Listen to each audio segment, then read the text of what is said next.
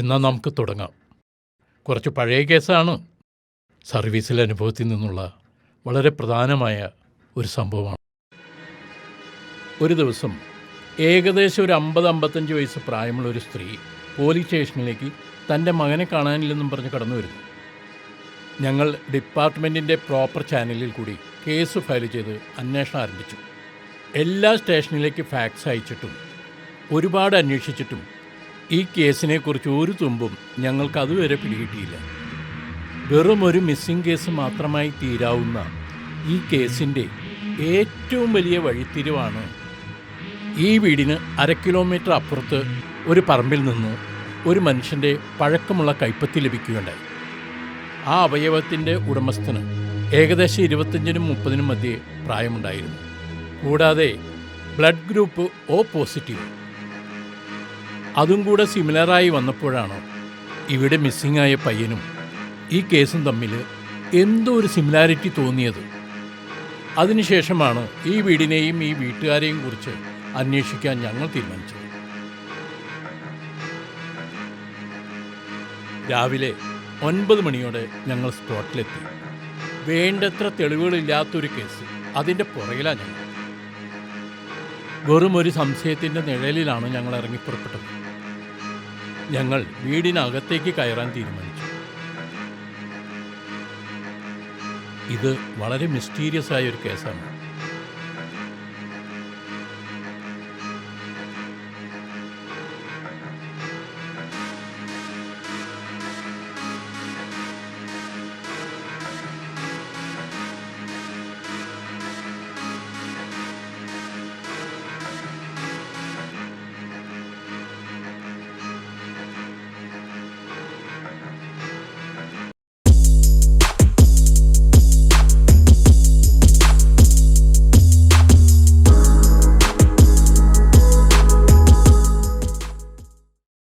അവിടെ ഒരമ്മയും 2 മക്കളും.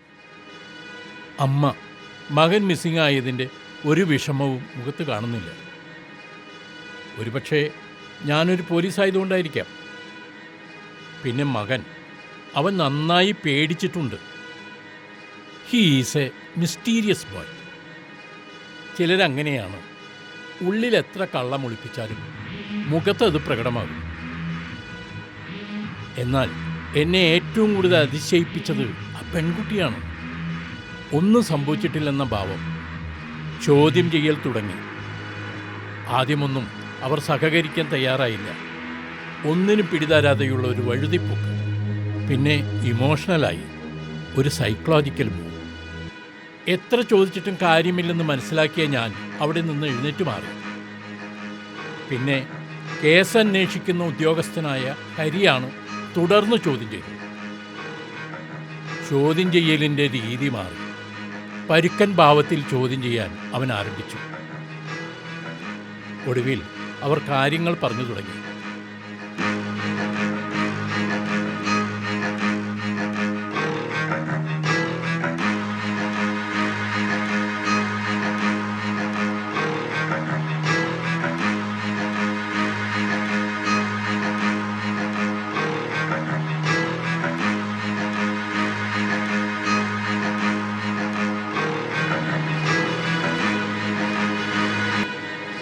മൂത്ത മകൻ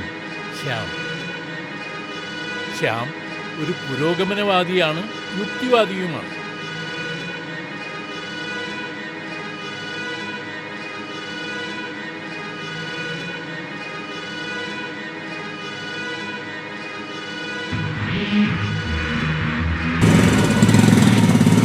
അവൻ്റെ പ്രണയം ആദ്യം അറിഞ്ഞത് രണ്ടുപേരാണ്. അവരിലൂടെ അമ്മയിലേക്ക്.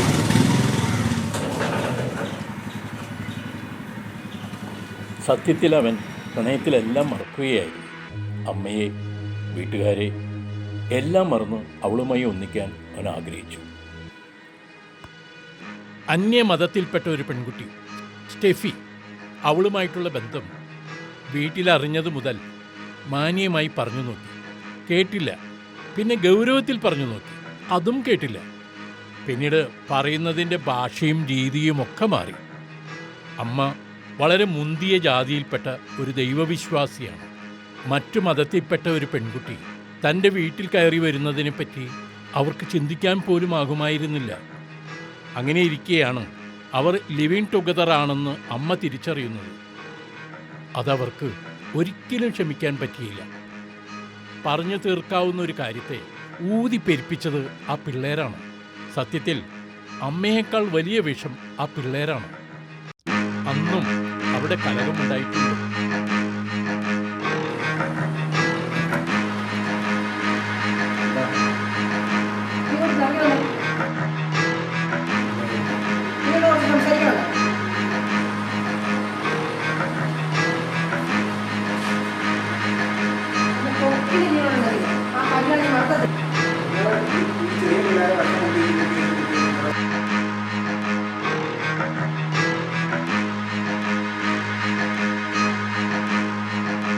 ഒടുക്കം ഒരു പ്രകോപനവുമില്ലാതെ ശ്യാമിനെ അടിച്ചു വീഴ്ത്തി. അവരുടെ 2 മക്കളുടെയും കൺമുമ്പിൽ വെച്ച് ദേഷ്യം തീരുവോളം അടിച്ചു, മരിക്കും വരെ.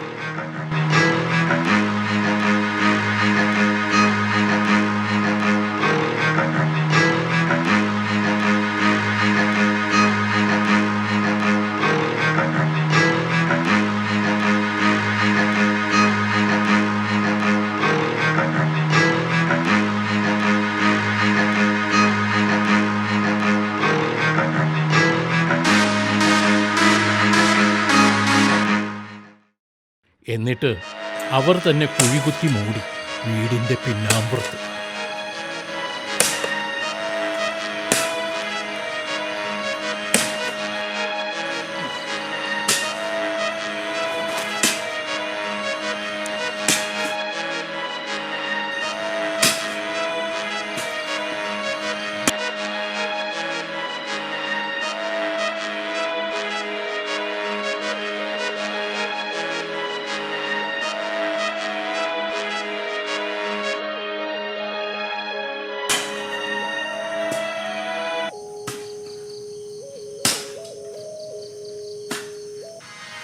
സത്യത്തിൽ ശ്യാം മരിച്ചത് ശ്വാസകോശത്തിൽ മണ്ണ് കയറിയിട്ടാണ്.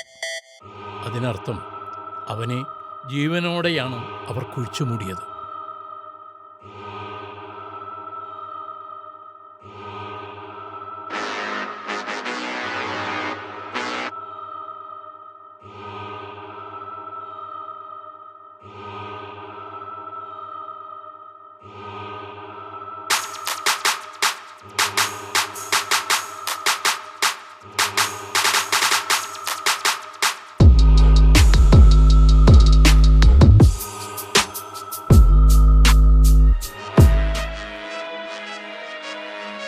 എല്ലാം കഴിഞ്ഞു.